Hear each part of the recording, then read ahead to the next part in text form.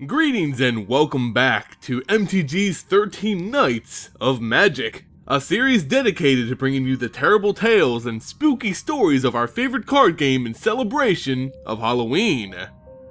On this Night of Magic, we'll be taking a look at one of the most haunted artifacts known to Magic the Gathering, the villainous Chain Veil. This beautiful but deadly accessory has stolen the souls of many fools who thought they could control its power. Even today, this artifact meddles in the lives of some of our favorite planeswalkers.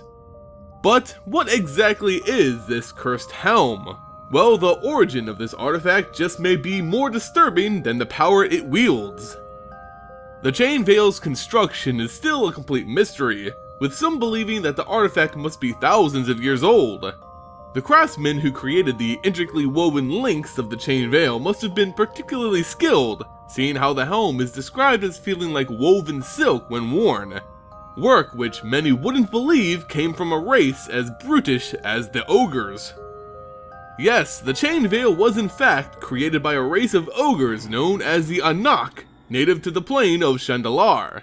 Typically, ogres aren't sophisticated enough to craft such a terribly powerful artifact, but to understand the Anoch, you must first understand the plane they lived on. Chandalar is not your average world. As a plane, it has access to more mana than a majority of the multiverse. The plane is so rich in this essence that the world itself is sentient, sort of like Zendikar is in the current storyline. On this world, even the common folk are able to use minor spells to lessen the strain of their day-to-day lives, and for those skilled in magic, well, the world enhanced their practice to levels rarely known.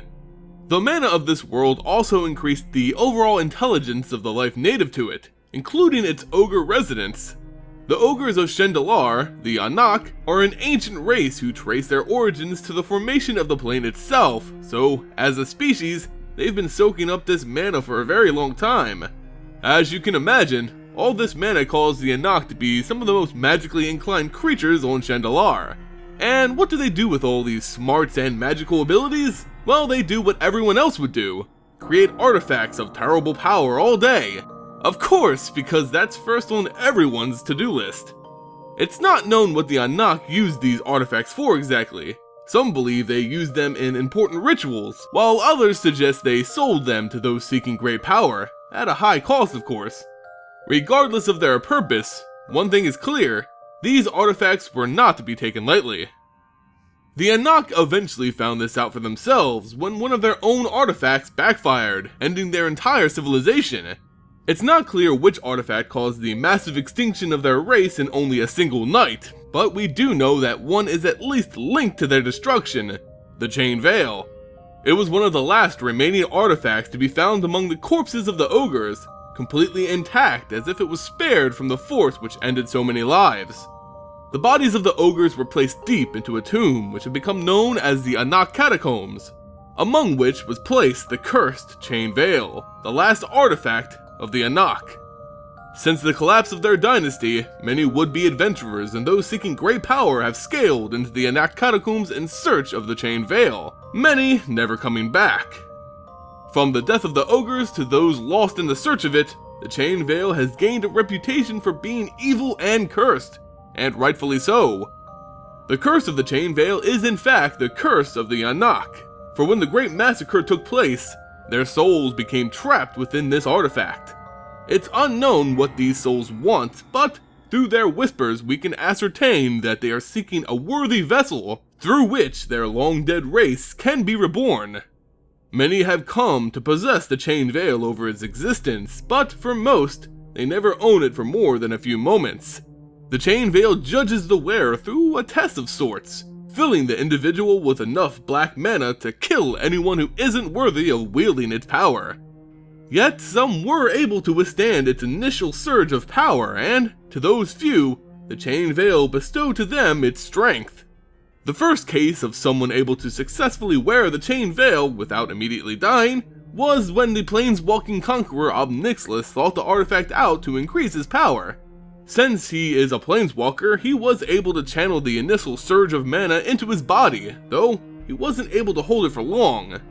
Being forced back, Ob Nixilis felt his body fill with unnatural power, believing he had survived and gained the power of the Chain Veil, he left to continue conquering.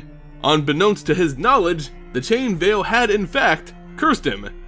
The power that filled him slowly began to change his body from the inside out, until he was nothing more than a demon, albeit a strong demon. Ob Nixilis became an example for all. The Chain Veil could never be worn, even by powerful planeswalkers. It would only corrupt you for its own purpose. That purpose became clear when it fell into the hands of its next planeswalker victim, the necromancer Liliana Vess. It was never her intention to obtain this cursed artifact, but rather the will of her demon lord, Kothufed. Liliana Vess had traded her soul away to 4 demons in exchange for power and never-ending youth. The demons would often call upon their new slave to do work in their names, as Kothufed tasked her with bringing the Chain Veil to him.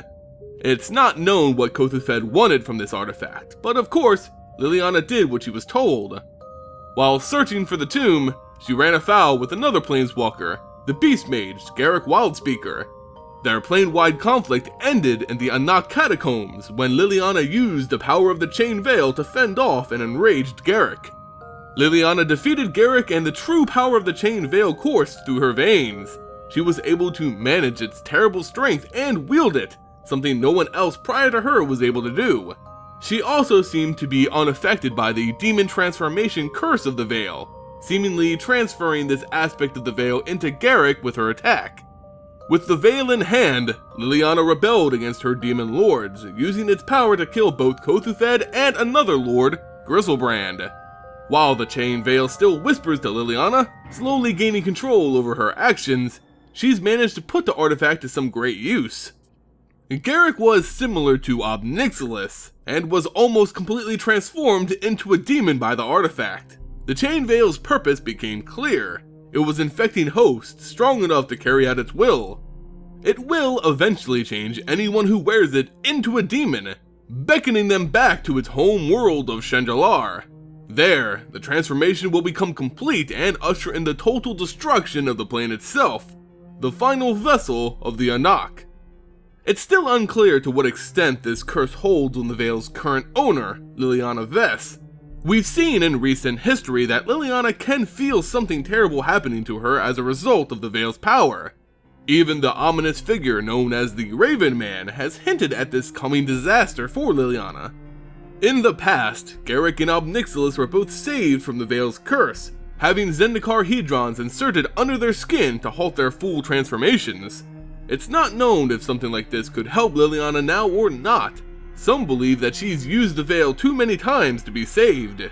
Although she fears for her own life, Liliana doesn't plan on putting the Veil down anytime soon. At least not until she's killed the last 2 remaining demon lords who control her soul. The Chain Veil is a dark and powerful artifact, bathed in the blood of an entire race and cursed with the purpose of destroying an entire plane. Its evil has been known to many, and even today, it influences the story of MTG. We will see this artifact make a return in a future storyline, but by then, it may be too late to stop its curse. And that, my friends, is what we currently know about the Chain Veil. As a part of this 13 Nights of Magic series, I'll be giving away a copy of the Chain Veil itself from the Magic 2015 core set. To enter for your chance to win this haunted artifact, all you have to do is be a subscriber to this channel and leave a comment on this video. At the end of the series, I'll make a special video announcing the winners. Remember, each day of this series offers you another chance to win a different card, so stay tuned to see what other monsters of magic are offered up this October. This series and all its giveaways are brought to you by my sponsor, abugames.com. abugames.com is one of the leading online stores for all things Magic the Gathering, and I really suggest you guys checking them out. In any case guys, I hope you all enjoyed this video. If you did, please consider throwing it a like and share it with your friends. It goes a long way in supporting the channel. As always, thank you all for watching, and I'll see you on the next Night of Magic.